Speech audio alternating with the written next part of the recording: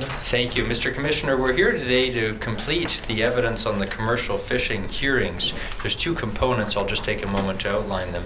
The first component is the completion of cross-examination of what we've termed the second commercial fishing perspective panel. And secondly, we'll hear the evidence, or receive the evidence and cross-examination of Lisa Miachka today on commercial licensing. For the panel, Council have been very helpful in cooperating with our request for time limits and working under the time constraints we have. We had initially indicated we'd move to questions and answers provided in writing rather than orally, and frankly people were not keen on that idea for the most part. So with one exception, we'll be proceeding in the usual fashion, and I expect within about an hour we'll be concluded with the evidence of the panel. The exception is Mr. Rosenblum, and his situation is that he had in fact prepared and submitted his questions primarily for Mr. Duncan, although one for Mr. Morley, in advance of our decision and communication to participants that we'd move back to oral questions. We've advised participants no one's expressed a difficulty with Mr. Rosenblum proceeding with the questions and answers, and in the case of Mr. Duncan, Counsel James Hickling is helpfully assisted in preparing the questions and answers. So our sequence, if you will, for the panel evidence is I expect Mr. Rosenblum reading questions into the record and then confirming Mr. Duncan's answers will be within about 5 minutes or less. Mr. Leadham for the Conservation Coalition is next in the 5 or 10 minute range. I have next Phil Eidsvik at 15 minutes. Keith Lowe's at 5 minutes. Brenda Gertner at 15 minutes.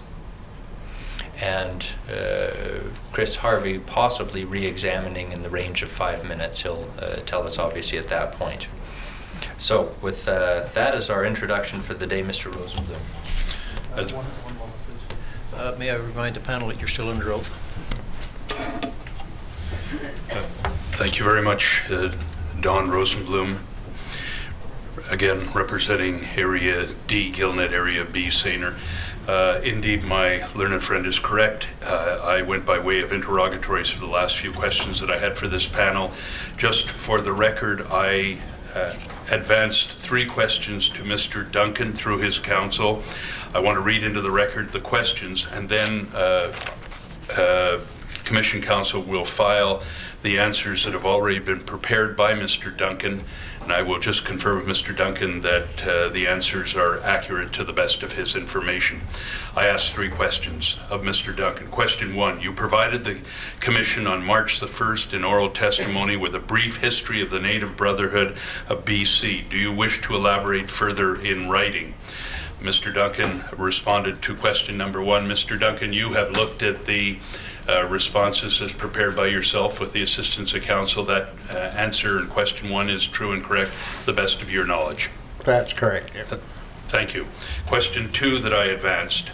You testified at the same hearing on March the 1st, page 41, that as a result of the changes arising as a result of the Davis Report and the Mifflin Plan, there has been a diminished First Nation involvement in the commercial fishery. You said, quote, over the years, the participation has declined. You can thank the Davis Plan and more recently Mifflin. But the new arrival on the scene has been DFO through its programs. I mean, they've always had the ATP program, and more recently they're still in PICFI. But there's also another player on DFO's camp, and that's the AAROM. And between these 3 initiatives, they're buying up a lot of licenses, unquote. I then asked, please expand on all aspects of your quoted testimony above, including the Davis and Mifflin Plan and the programs referred to by you following that period. Again, Mr. Duncan provided a response to question 2. Mr. Duncan, you have reviewed the document that has been provided to us of your responses. Is the response to question number 2 true and correct to the best of your knowledge? That's correct. Thank you.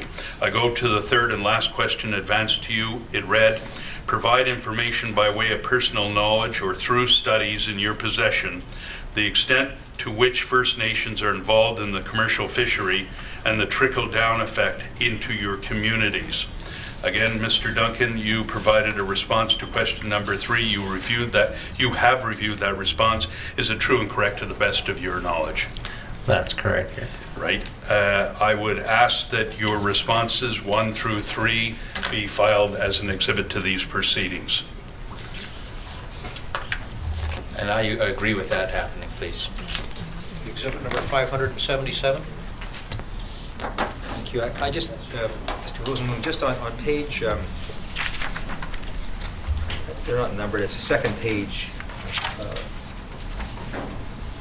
in that portion that commences to provide a big picture. Do you have that in front of you by any chance? Do you have this? Yes, I do. Yep. I'm not sure I've seen this term before, but in the last... Mr. Commissioner, would you mind bringing the mic a little closer? Oh, yes, I'm sorry. Sorry. My apologies. No problem. I'm sorry about that. Just on the second page, it's not numbered, but it's the second page. Under to provide a big picture, there's 1, 2, 3, 4, 5, 6 dots. And Yes. The last, what we call bullets, I guess. Yes. There's a reference to inshore putter fleet. Yes, well, there is. And are you wanting to ask the witness what that means? That's what I was going to do, yes. Yes, I have no idea. Mr. Duncan, keep in mind these are I not was- my responses. Fully confident you would bluff at least, Mr. Rosenblum. Mr. Duncan, you've heard Commission Counsel. I think you've got the document in front of you, page 2, the last of the 6 bullets at the bottom of the page. Putter fleet, can you explain what that is? Essentially, what the putter fleet was that there was many fisheries or many boats used, and there were a small fleet. There were basically skiffs and rowboats, and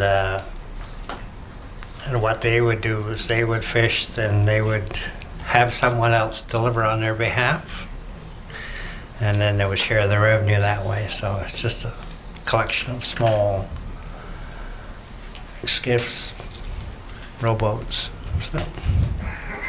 Thank you very much, Mr. Duncan. And again, then, I would ask that this document be marked as an exhibit. That was marked as 577. Thank you very much. Lastly, before I step down, I went by way of interrogatory with one last question to Mr. Morley. I'm just going to read into the record the question. Mr. Morley has informed me that his association is working in response to that question. My question to Mr. Morley was, on March the 1st, you provided the Commission at hearing with information regarding the extent of First Nation involvement with employment in your company.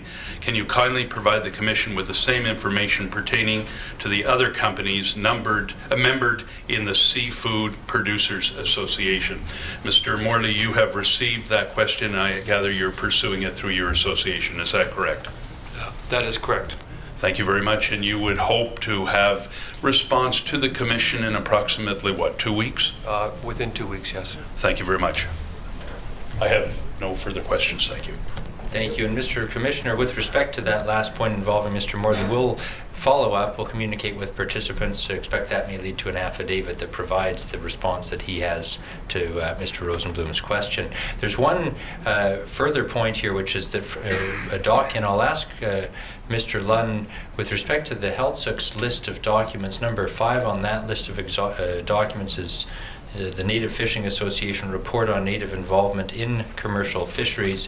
Mr. Hickling drew this to my attention. It's referred to in Mr. Duncan's answer to Mr. Rosenblum's question. I'd suggest it to be complete. It should also be marked as an exhibit, please. 578. I should have first asked, but Mr. Duncan, you'll recognize that as the document that you referred to in your answer. Is that correct, sir? That's correct. Thank you. Next, I have on the list Mr. Leadham.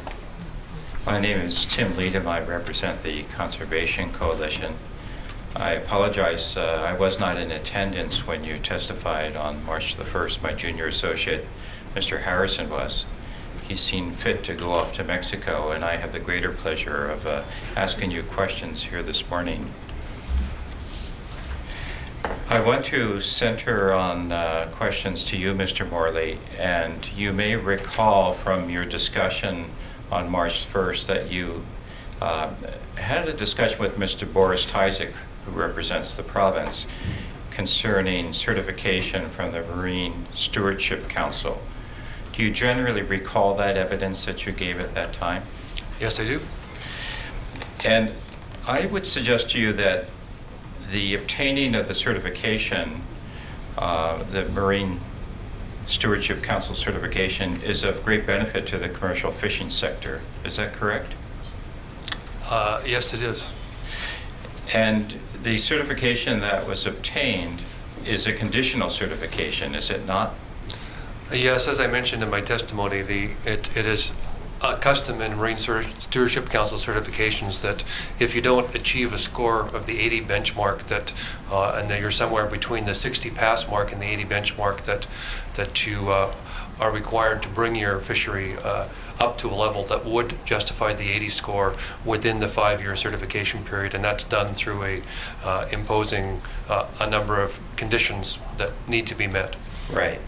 And I don't want to go through some of those conditions with you, but generally, a lot of them relate to the Department of Fisheries and Oceans' obligation to implement the wild salmon policy within a certain timetable. Is that not correct? It's a number of elements of the wild salmon policy, yes.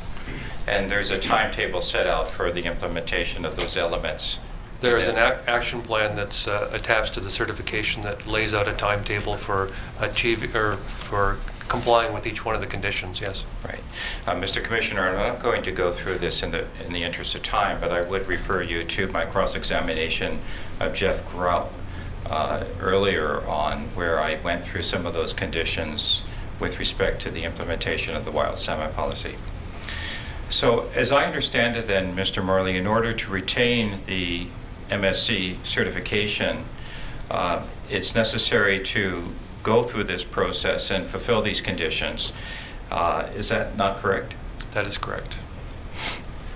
And then I take it as a matter of logic, then it would be of some benefit to the commercial fishing sector to have the wild salmon policy be implemented, because there's certain conditions that are attached to the certification process as well. Do I have that right? That's right. And so I see this as an opportunity for environmentalists who are also concerned about the wild salmon policy to cooperate with the commercial fishing sector to get the wild salmon policy implemented. And certainly it's something that we have in common. Would you agree with that? Yes, we have made great efforts to try to work together.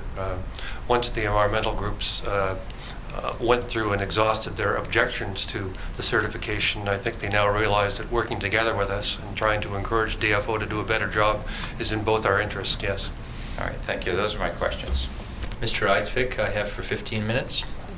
Good morning, Mr. Commissioner. Philip Eidsvik on behalf of the Area E and BC Fisheries Survival Coalition. Mr. Lund's probably been passed a number of documents that were passed around last week for all the parties. And if you could perhaps bring up the 1984 new policy for Canada's Pacific salmon fisheries. While I'm doing that, perhaps I can ask a couple of questions of Ms. Scarfo.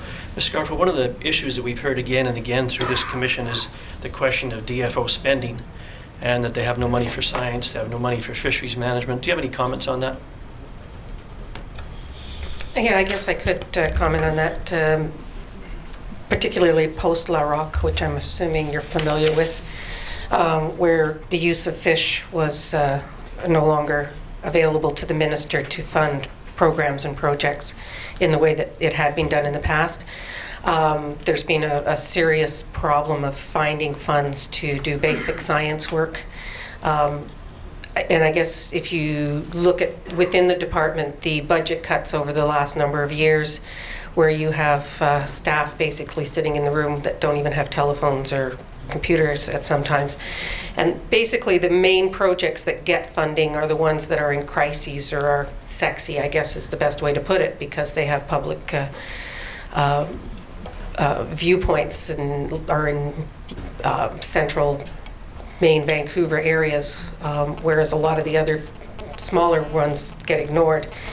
And if you look at the the allocation of not just resources but personnel within the department, you'll find that a lot of the personnel are busy dealing with First Nations treaty issues and fish farms, agriculture, which maybe should be under a different department, and allow the Department of Fisheries to get on with what is really their core mandate, which is fish and fisheries. So you have problems with spending money, the department spending money to promote agriculture, for example?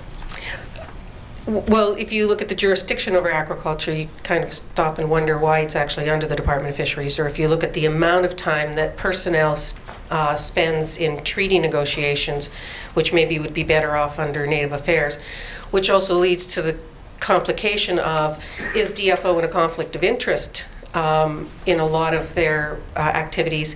At this point, under ATP, ARAM, and PICFI, I think it would be safe to say that DFO is maybe one of the largest license holders in British Columbia, in which case is it appropriate for the largest group of largest license holder also to be in control of allocation and management, and are their decisions really at arm's length from the process as they should be? And if they're not at arm's length, then how would you do that? Would be to remove the holding of those licenses, the purchasing of those licenses, and put the management in DFO's hands, but remove their absolute control. Thank you, Ms. Scarfo. The document we're looking at is obviously a June 1984 DFO document entitled A New Policy for Canada's Pacific Salmon Fisheries. And we go to the next page, Mr. Lunn, and the second paragraph. The department, again, is dealing with a number of issues. Sounds awfully familiar to today. In the second paragraph, and I'll read it into the record, in response to these current difficulties and to secure for the industry and the people in it a more stable and rewarding future, the Minister of Fisheries and Oceans is proposing a comprehensive package of legislation for the management and development of the Pacific salmon fisheries. And if we switch to the second page, we can see DFO talks about stock rebuilding. On the third page, they review some of the problems. And Ms. Scarf, I'm going to just target this with you. We can skip all the way to page 10, if you don't mind, Mr. Lunn. And it's there we go. And the question that DFO responds to is, what will the relative allocations to Indian commercial and sport fishermen and between gear types? Ms. Scarf, maybe you can quickly read that next paragraph and then tell me whether that's what's happened. Well, obviously, the defining of shares between the user groups hasn't really happened, particularly where it talks about the recreational fleet. I know in Chinook Coho, for example, the allocation has more than tripled. Where it used to be a small percentage of the catch, it's now actually above and beyond the commercial fleet, the commercial catch. So there's been a significant increase without any compensation and without a defined share at this point, and no forum for that policy discussion on the defined share for the recreational fish. The First Nations food fish, my understanding is the FSC fishery is defined to some degrees, and there is a mechanism for compensation. Whether or not that mechanism is appropriate or actually provides compensation is a separate issue. And Mr. Lunn, if you could turn to the 1998 promises. I think there's a document titled that. And while I'm asking that, perhaps Mr. Duncan. I wonder, sorry, I apologize for interrupting. I wonder, though, if no council raises an issue, this document's been put to the witness. I wonder if it might become an exhibit. Thank you, Mr. Martland. Exhibit 579. While Mr. Lunn brings that next document up, perhaps Mr. Duncan, I can ask, in Alert Bay in 1990, how many seiners, what kind of seine fleet did they have in Alert Bay in 1990? That I'm not 100% sure of, but I don't even want to guess, but I think there was still a good sized fleet there. Fair to say that in Alert Bay, salmon fishing, especially sockeye fishing for Fraser River salmon, was a pretty big economic driver in the community, if not the biggest? That's correct, yeah. Okay. And what about today? Well, there isn't many boats left, so the reality is that it is not as important as it was in the past, but 2010 painted a different picture. So. Yeah. Now, in terms of job opportunities, say comparing Vancouver to Alert Bay, a seine boat generally has a crew of 5. Am I about right there? So if you take 5 jobs out of Alert Bay, in other words, if a seine boat disappears, what other alternative job opportunities are there in Alert Bay compared to, say, somebody living in Burnaby? Next to nothing. So it's a serious issue to lose a seiner or 2 out of Alert Bay. That's correct. Yeah. Thank you for that. Can I just add to that? Because we actually just talked about this. There was a report during the Mifflin Plan where there was a concern raised with the loss of First Nations licenses, particularly at that point there was an affirmative action program within the First Nations where there was Native-only licenses that were being bought back in the government plan, so that in a community like a Howsett, the drop in commercial licenses was down to about approximately a third of what it had been prior to the Mifflin Plan, which we're now buying back and supposedly going to reissue. But there was a number of reports done, and I would point to the provincial government's Job Protection Commissioner and the Gislason report, which I think was called Fishing for Answers, which clearly demonstrated the significant difference in a job loss in a coastal rural community and the importance of that job to that community and the infrastructure in that community as compared to a job loss in a more urban community. So when we're talking about the reserves on the west coast of Vancouver Island, there used to be a fairly decent troll fleet, and the impact on that is a lot more than the reduction in the troll fleet in Vancouver. Is that what you mean?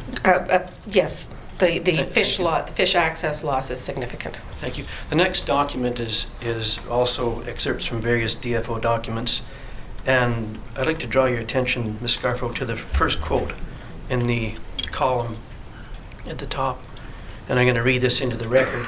If I might just do this, because I've promised or warned participants that today at the 10-minute mark I'd stand to let them know that that's where we're at on questions. Thank you.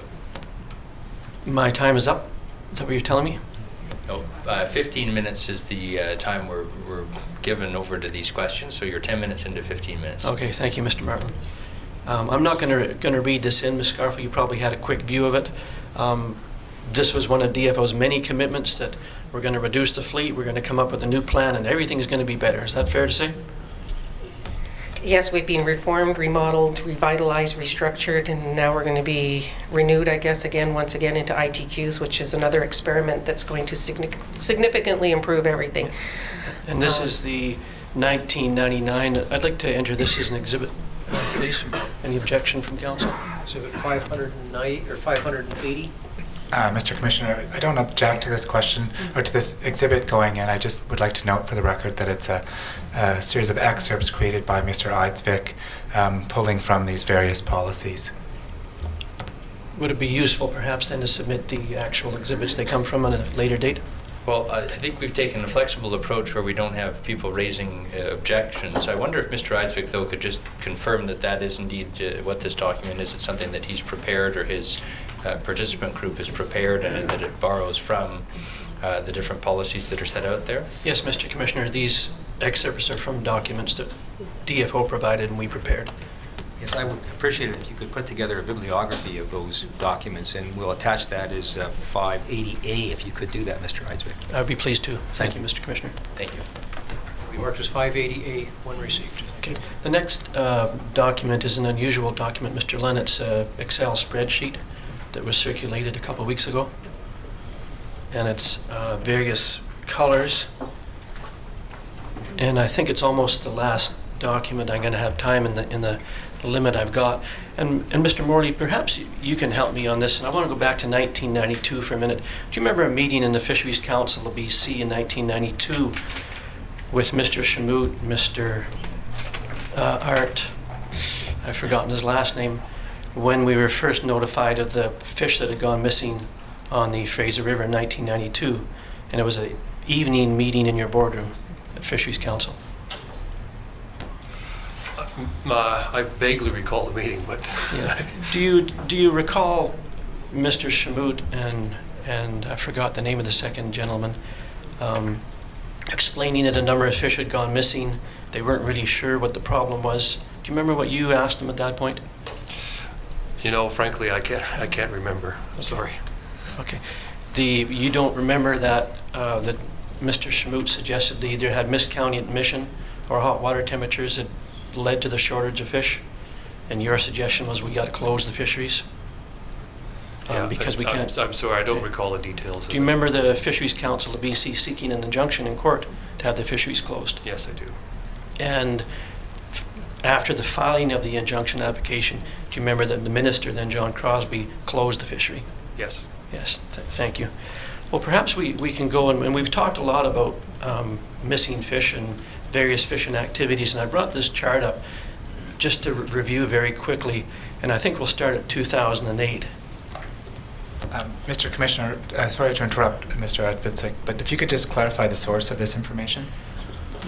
And I'm not asking this to be submitted as an exhibit, Mr. Commissioner. I want to submit it as something for identification. It's all summaries of information taken from the Fraser panel reports and prepared by the Pacific Salmon Commission. And I submit it today because we don't have yet a document highlighting this information before the Commission. And I'd like to submit it, refer to it a couple of times, and then just submit it for identification. And if any other council has problem with it at a later date, deal with it that way. I don't know if that's suitable with you or not.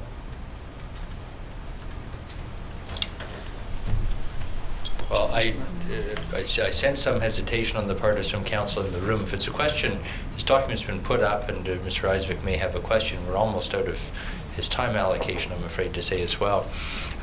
If that's the situation, perhaps we can defer the use of this document by having it marked for identification only, and we can pick up on that discussion off stage. I don't know if other council want to state an objection more strongly at this point. And I think if I don't have a clear picture of the provenance if Mr. Eisvik has prepared this, but based on PSC information, I think we'd want to, before relying on it substantively, have any input from the PSC or from council who have dealt with that issue. Mr. Commissioner, I'm just want to comment on my frustration on this, is that we're 16 months into the Commission and we don't have basic catch and escapement data in the important Fraser panel reports on a year-to-year basis before the Commission, so we can refer to catch and escapement, who caught what was caught, how many fish caught on the spawning grounds. So my procedure here today is a bit unusual. I'm happy to sit down, but I do want to object to this information not being before the Commission at this point, because every single person I've cross-examined, it would have been handy to have this information. But I'll withdraw my exhibit and sit down. Well, Mr. Eisvik, what I would respectfully suggest you do is if it's convenient for you, send a letter to Commission Council, and if you haven't done so already, and specifically request the information that you're seeking with regard to the statistics or data that you would wish the Commission to collect. The Commission Council will take that under advisement and respond to you accordingly. I don't know what this document is or what the source of the information is, and so for that reason I think it's problematic. But my suggestion, if you wish to follow it, is to send that letter to Commission Council and express your frustration over data that you feel ought to be before the Commission, and allow Commission Council to respond to you accordingly. For the record, Mr. Commissioner, I have been raising this issue for, I think, probably close to 6 months now. Have you formally written to Commission Council? Yes, I have. I see. Well, if that's the case, then I'll ask Commission Council to advise the Commission in due course as to what the response ought to be to your request. Thank you, Mr. Commissioner. Thank you. I could use more time, but I'm out of time, so I'll sit down today. Thank you. Thank you, Mr. Commissioner. I have Mr. Lowe's next. 5 minutes.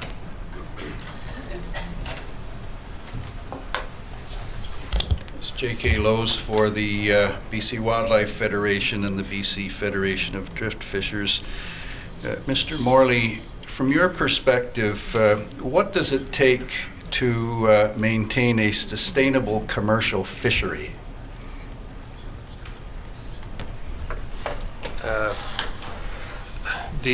Basically, in order to have a sustainable commercial fishery, you need to have participants involved in it from all the way from through the supply chain, from fishermen through processors, people who transport the fish, and people who process and market the fish, being able to have a viable profit-making business that can afford to employ people and have consistent supply and make profits so they can reinvest in the capital needed to support the business. And what, as a processor, commitments are necessary to be made before the salmon season begins? Do you need to purchase your supplies, inventory? Because the salmon seasons are such short periods of time, you need to be prepared for a very intense period of several weeks in which that you put up your entire production for a year. So if you're in the canning industry, for example, you need to make orders and purchase cans. If you're you need packaging materials and other kinds of things as well. And you also need to arrange for working capital to finance the operation. And in an order of magnitude basis, what kind of financial commitments are we talking about? Well, in the case of our company, it's in the millions of dollars. Yes. Thank you. I have no more questions. Oh, and one question. And those commitments need to be made on the basis of the preseason forecasts? Yes, that's correct. Thank you. Good morning, Mr. Commissioner. Brenda Gertner for the First Nations Coalition, and with me, Crystal Reeves. I have 15 minutes to ask questions, and I'm confident I'll be finished within that time. I'm going to ask a couple of questions on share-based management, and I'll make the distinction between share-based management and ITQs, ITQs being one form of share-based management. Then going to ask Mr. Morley one question about sustainable fisheries, and then Mr. Duncan, I just have a couple of questions on some of the useful work that you've brought to us on numbers and participation in the fishery of native fishermen and the commercial fisheries.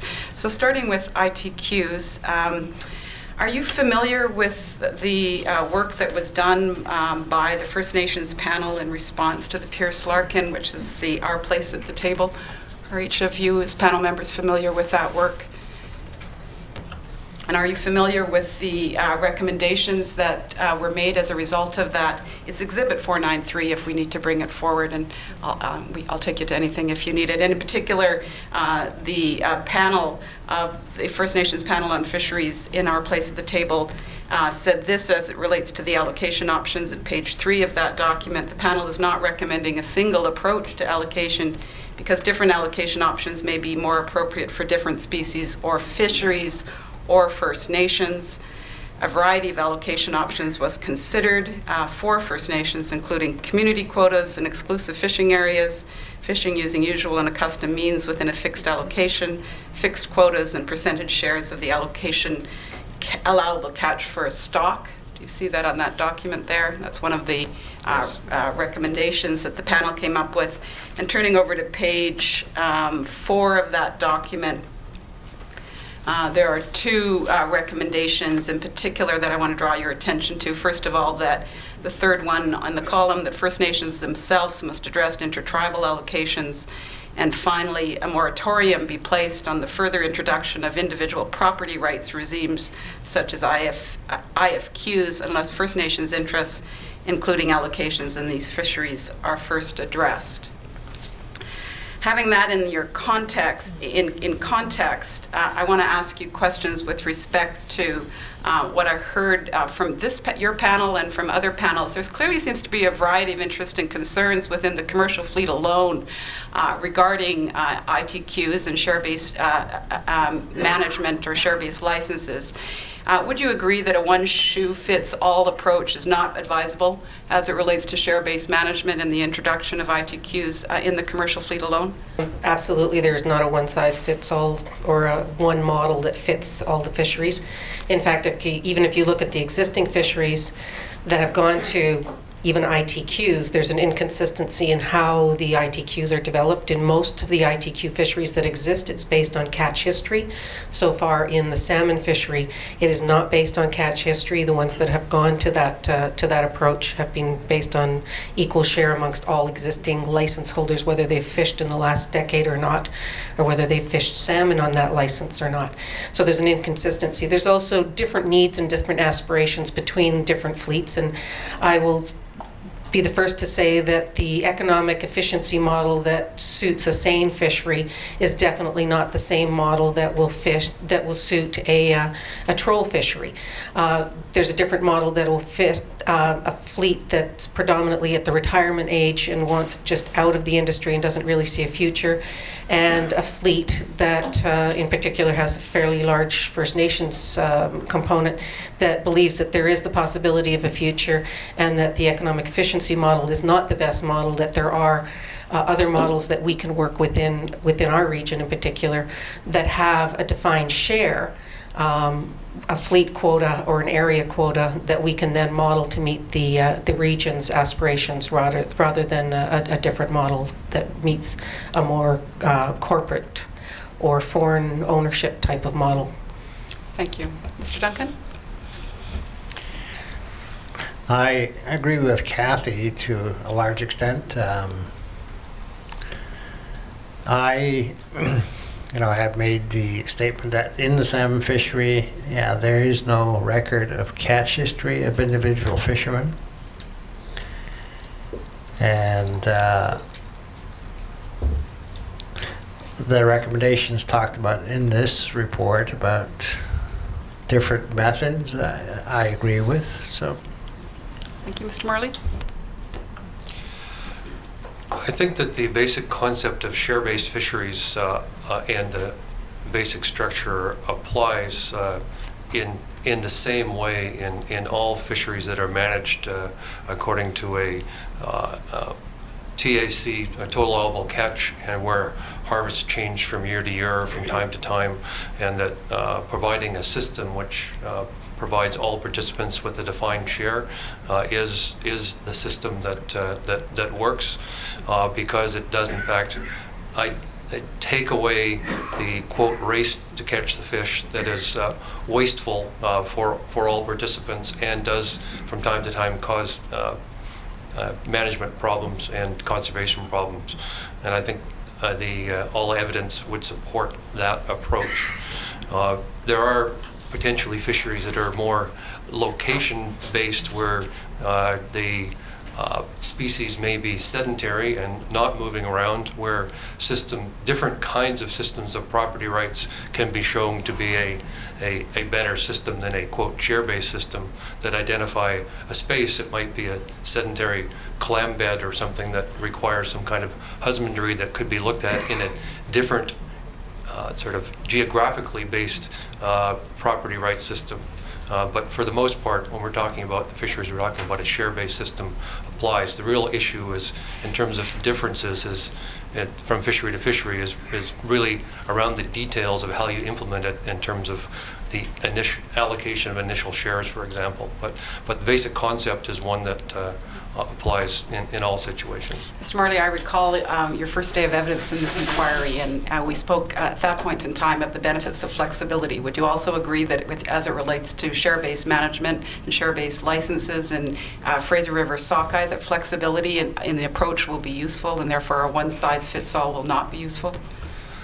I think in order for commercial fisheries and businesses to work properly, that the business system needs to be a consistent and one-size-fits-all, with the basic regulations and structure of the competitive structure needs to be one that applies equally to all participants.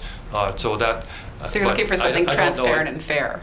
No, I'm looking for something that the rules are same for all commercial enterprises, because that's the basis on which our economy works properly. And if you make it different and create different rules for different people, that you are not in fact providing the best opportunity for the greatest economic benefit to all of the participants. All right, one more question on ITQs, particularly. We've heard a number of times, and bear with me, I can't remember if exactly it was this panel or panels with the Department of Fisheries and Oceans or other panels of commercial representatives, but a number of times we've heard that management of the fishery, in particular the Fraser River sockeye fishery, would be particularly improved, the management and as it relates to monitoring. Would you agree with this observation that ITQs are not a cause or not necessarily a vehicle for improved dockside monitoring programs or other endeavors, but rather an incentive for commercial fisheries to do it?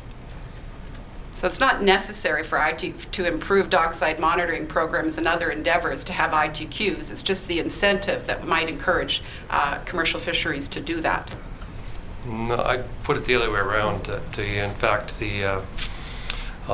because the major way in which fisheries are managed under a share-based or ITQ system is to provide each participant with a defined amount of harvest to take, that actually ensuring that they stay within that harvest is critical to the success of that system. And so it's to have ironclad catch information is really the most important management tool in that system. And so if you don't have a system, whether it's dockside monitoring, whether it's onboard monitoring, whatever, to ensure that people stay within their shares, then the system falls apart. So it's a requirement more so than an incentive. But surely dockside monitoring and improved catch monitoring is not dependent on ITQs. No, I think that having better catch information is important regardless of what kind of management system you have, but it is integral to, since it is the key thing. If you're managing under a different system where it's an Olympic-style fishery and you are monitoring other aspects like escapement, it doesn't matter that if, in fact, people go catch too much fish as long as, and one user group gets more than another one, that in fact you still can measure the escapement and shut everybody down when you hit the escape, if you're not going to hit the escapement goal. So to a certain extent, accurate catch information is not as critical in those situations as it is in a situation where, in fact, that is the management tool, ensuring people take what they're allowed. Anybody else have anything briefly to add to this?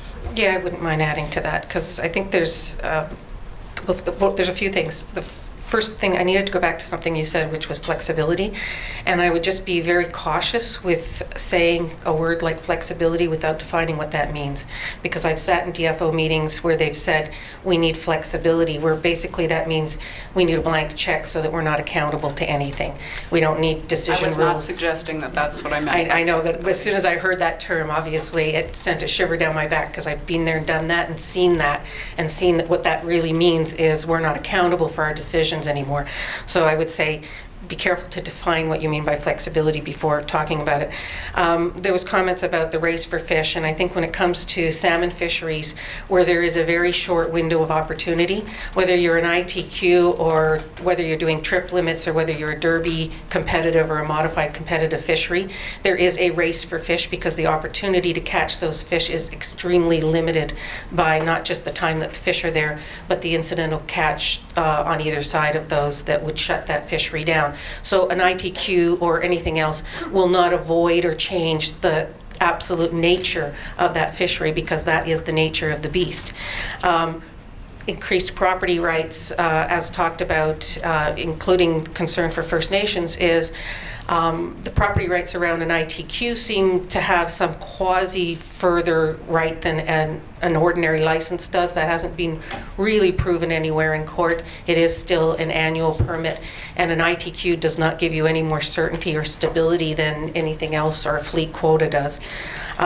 The issue around catch monitoring, an ITQ has to be monitored to the individual boat, but really I haven't seen any report anywhere that has said that the issue around salmon is a lack of monitoring, or that we're missing fish because of monitoring, or that there's been a decline in fish because of a lack of monitoring. We've had report after report that has looked into missing fish, and it hasn't been because of the catch data.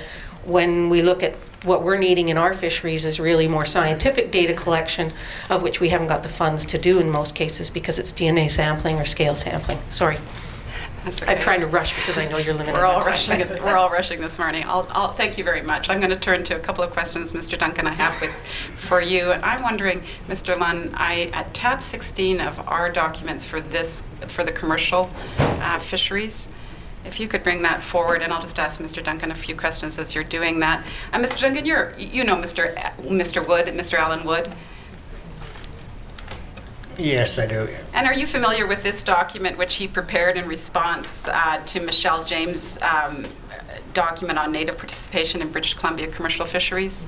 I haven't really seen this, but... All right. Maybe I have given notice of this as a document that I wanted to have tabled as a supplement to the evidence that the Commission Council and the Crown has put forward. I'm wondering if I can have that, even though the witness is not aware of the document specifically. I'm sorry, just who's the author of the document? Alan Wood. Alan Wood. And does it have a title? First Nations now get less than 6% of landed value on catch is all I have as a title for this document. No, I'm sorry. Is it a one-page document? Or no, it's you'll see the document is I believe 5 pages. I'm sorry, Mr. Rosenman. And excuse me, could council indicate who Mr. Wood is and his background? Well, Mr. Duncan, I wonder if you could do that. You know Mr. Wood. Yes, I do. I used to work with Mr. Wood. He was the former director of policy and planning at DFO. And since retirement, he's now become an independent consultant.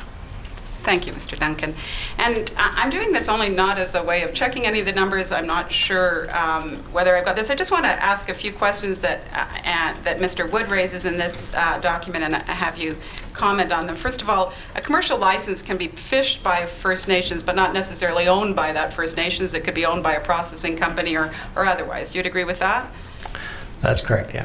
And there's a difference between individuals who are First Nations who have a commercial license and a First Nations communal fishing license that could be held by a First Nations organization or a First Nations band or otherwise. That's correct, yeah. And an individual First Nations person who has a license as an individual has the same conditions and benefits of a regular commercial license, although in some circumstances there may be a reduced fee. Is that correct? That's correct, yeah. Mr. Commissioner, I'm just pointing out we're at the 15-minute mark. I'm just about finished. Thank you. I would like this document tendered as an exhibit. Exhibit 581.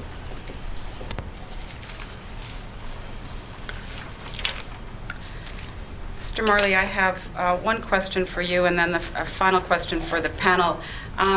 You're aware of various initiatives that First Nations and others are doing to explore the transition from the sort of, I'm going to use a monopoly, I don't mean that in a negative way, but the emphasis, I'll use that word, the emphasis of the commercial fishery in the marine and encouraging commercial fisheries in the lower mainland and further up into the upland parts of the upriver.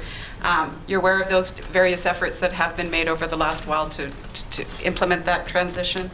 I'm aware of several demonstration fisheries that are undertaken, yes. Do I take it from your evidence from March 1st that your industry or the industry you represent, the company here, is not interested in exploring and developing with First Nations upriver value-added products and other local markets for commercial purposes? I took it from your evidence that you felt that those were unsustainable and is it correct that you're not interested in pursuing those? No, that's not correct. We're interested in pursuing any businesses that can generate profit for our company. I was simply pointing out that, in fact, and I think it's based partly on a study that was conducted by Stuart Nelson, which is in Ringtail, actually. It's CAN 163001. And it is done for the Agri-Food Trade Services for Agriculture Canada, entitled Fraser River Sockeye Benchmark Study, a business perspective on Fraser Sockeye, done by Stuart Nelson and Nelson Brothers Fisheries. In that document, I don't know if Mr. Lund can pull it up, but in page 23 and 24, it really compares the potential value of fish in various parts of the Fraser River watershed, going from the ocean all the way up to terminal areas. And Mr. Nelson, having done extensive work in this area, really suggested that if you look at the kinds of returns that are potential to fishermen, that the potential, even though it's untested, and he said it was questionable exactly what volumes you could market from the upper river area, he suggested they would generate, after processing and distribution expenses, somewhere in the range of 23 to 36 cents per pound to the fishers. And in the ocean fisheries, that the, in fact, potential was to generate somewhere in the range of $1.60 to $2.30 a pound. So the context of my remarks, looking at this kind of information, is that the potential income for fisheries within the river is probably 1/5 of the potential income to fishermen in the ocean areas for any given pound of fish. And I also indicated that, again, with the fish that die on the way up the river, you probably have to send 1.5 pounds of fish up to be able to commercially harvest 1 pound up the river. So there's already another 50% discount on what you can generate up there. And on top of that, you were talking about fisheries. The more terminal and the more they're dependent on a single population, which is what environmental groups seem to want us to move to, is the more variable the quantity is from year to year, and the more delicate it is to try to manage a business that has 1 big year in 4 years, 1 medium-sized years, and 2 years with nothing. And that is the context for my comments about what may or may not be a sustainable economic fishery. Are you familiar with the river to plate work that's being done in Chehalis? I am definitely familiar with that. And you're familiar with them, the efforts that they're making to try to consider some of the issues that you're raising right now?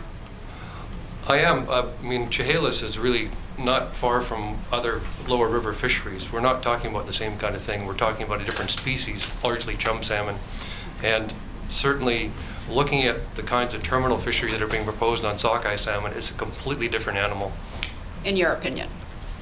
Well, my opinion and the opinion of people who have been involved in this commercial industry for 100 years, that are marketing these products to customers in 22 countries around the world, who have an extensive experience in handling fish from those kinds of fisheries in Babine Lake, for example. We're completely accustomed to what we're dealing with here, and the potential is definitely not as much as it is with higher quality fish in ocean areas.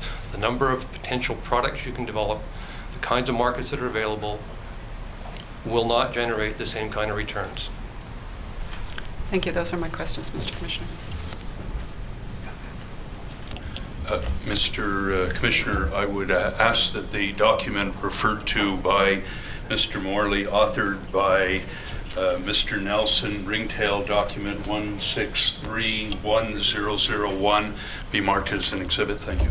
Mr. Commissioner, I'm curious about that. This is the first time a witness has raised a document that none of council has had a notice of, and I have had no ability to review it. I'm sorry, Mr. Morley, if I had known, I would have been happy to do that and been able to engage in a dialogue with him about that, or had the opportunity to have my clients review it more particularly. So I'd be content, Mr. Martland, if that could be marked for identification purposes, and that would permit council to discuss with Commission Council whether questions could be asked of Mr. Morley in writing in response to his evidence with regard to that document. And so if we could have that marked, and I got a different number actually on my notes than what Mr. Rosenblum just said. I had it as 163001. Is it 16310001? No, I think you're first. 163001 is the document. Is that correct? Mr. Morley, you gave it in testimony. What was the number you gave? The number I gave is 163001, which I believe is... Can you just put on your mic, please? Yeah, the number I gave was 163001. Thank you. We'll speak further with council about that. Mr. Harvey was seeking leave to re-examine for 5 minutes. For identification purposes, whatever the next letter is. Yes, that document will be marked as for identification, letter U.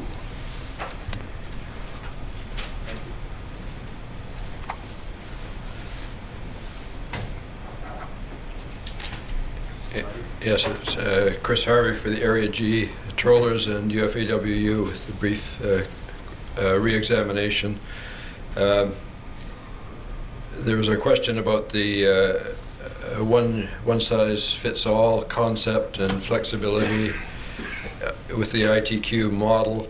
I want to ask Ms. Scarfo whether DFO has shown a willingness to recognize the flexibility that your sector has requested.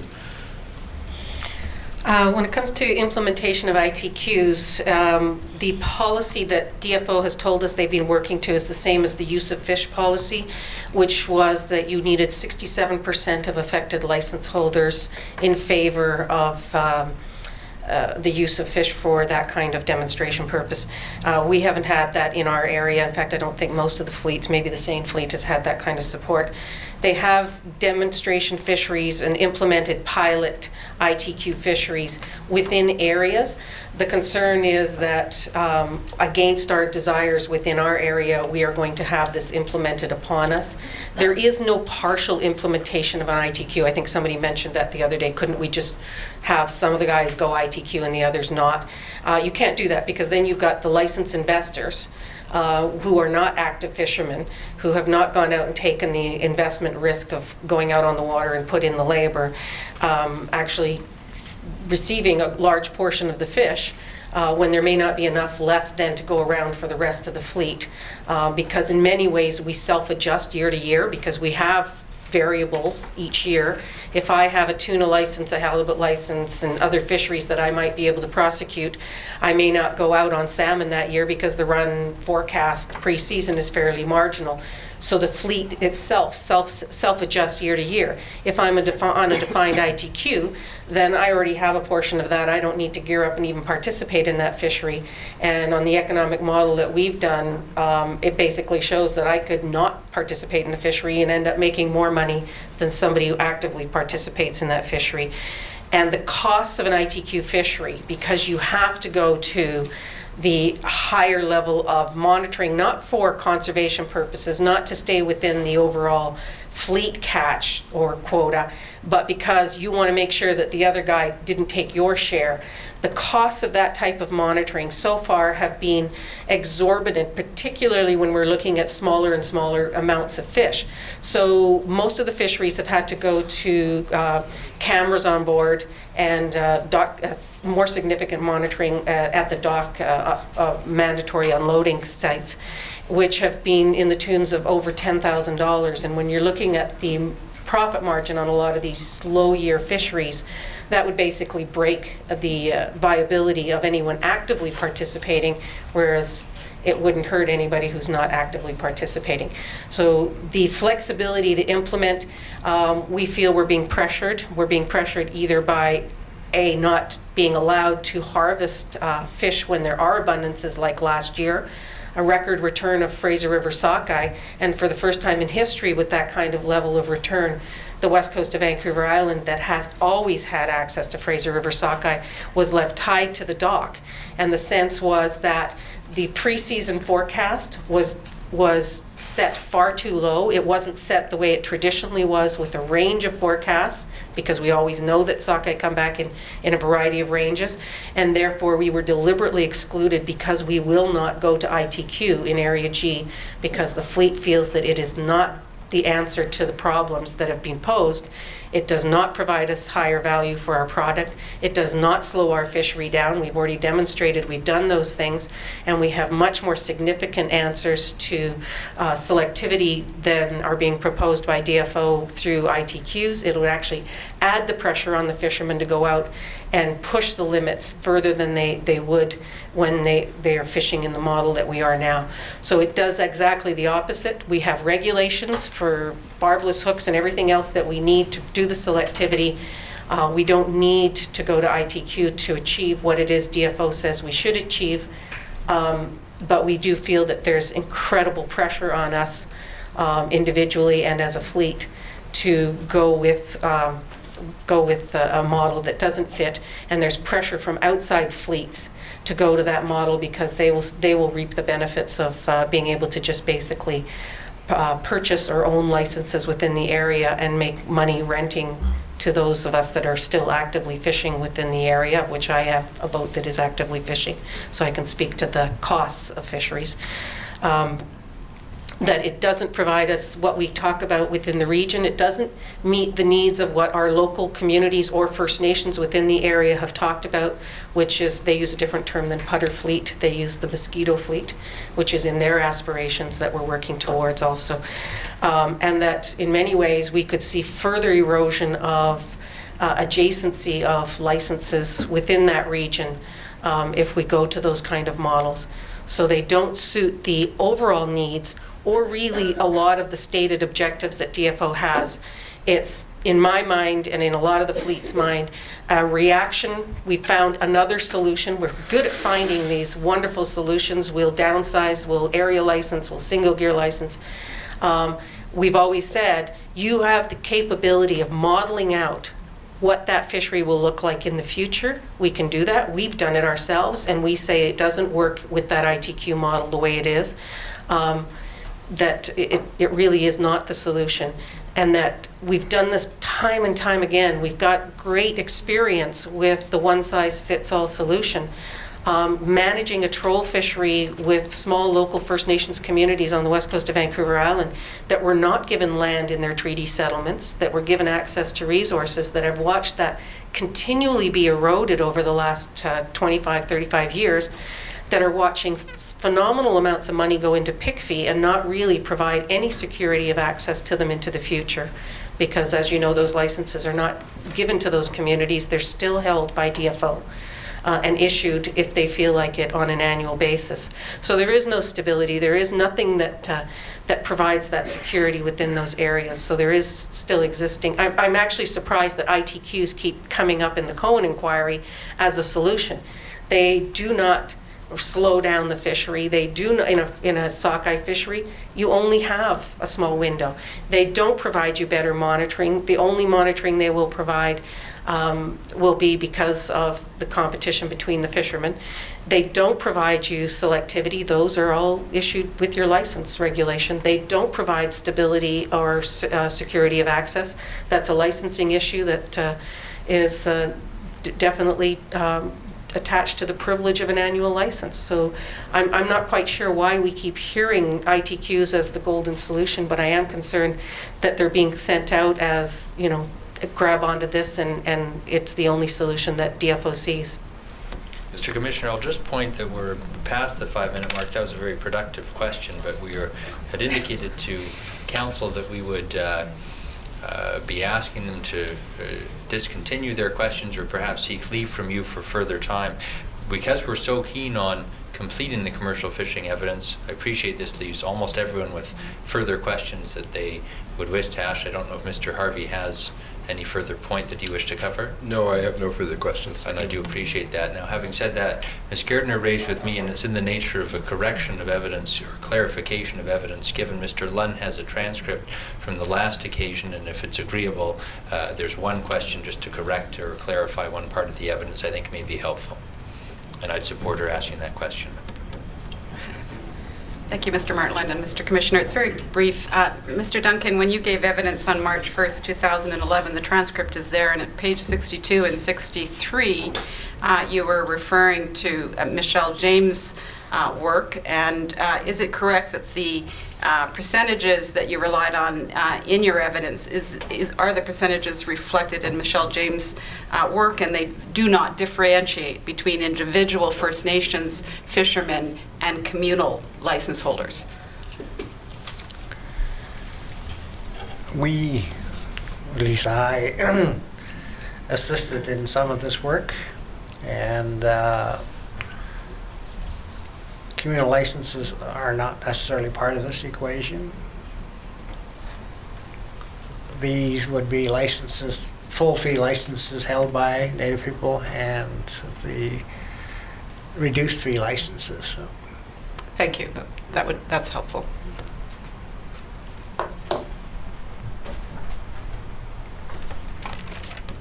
Mr. Commissioner, one last item. if my comments were intended or taken to disparage Commission Council for their work in trying to bring this evidence about catch size and escapement, that was not intended, and we have been working and will continue to work to try and get that before you in a suitable manner. When I closed, I had 2 documents to submit as exhibits that arose from the previous appearance of the Commission panel, and I'd like to get them submitted as exhibits right now. The first one is ignoring market failure in quota leasing. Perhaps Mr. Lunn, if you still have my stick there, you could bring them up. This was sent around a couple of weeks ago by Mr. Harvey. And the second one is allocating responsibilities, the Deceits of Fisheries policy by Daniel Bromley. Those 2 documents I'd like to submit as exhibits and have them marked. Can I suggest, Mr. Commissioner, that we have a discussion amongst council on this issue, and that may be more productive than using hearing time? I'm not saying no, but rather that we just defer this and allow other council to understand what the documents are. And if that's it, and I don't see anything, I don't take it from Mr. Eidsvik's suggestion that there's a particular question he needs to ask of these panel members before they're dismissed. That's correct, Mr. Commissioner. Thank you, Mr. Martin. Thank you. Mr. Commissioner, I'm in your hands with respect to a morning break. We started earlier today the hearing. I'm prepared to commence with the direct examination. Yes, please do. Thank you. So on that note, this panel, is now concluded. I want to express my appreciation once again, Ms. Scarfo, Mr. Duncan, Mr. Morley, for being so gracious to accommodate the request of this commission to return this morning. I know it takes time out of your busy lives, and I'm extremely grateful that you were willing to do so. So thank you very much again. Thank you. Mr. Commissioner, the next witness and the last witness on the commercial fishing hearings is Lisa Miachka, and she's present now. Stand down for 5 minutes. Thank you. Hearing will now stand down for 5 minutes.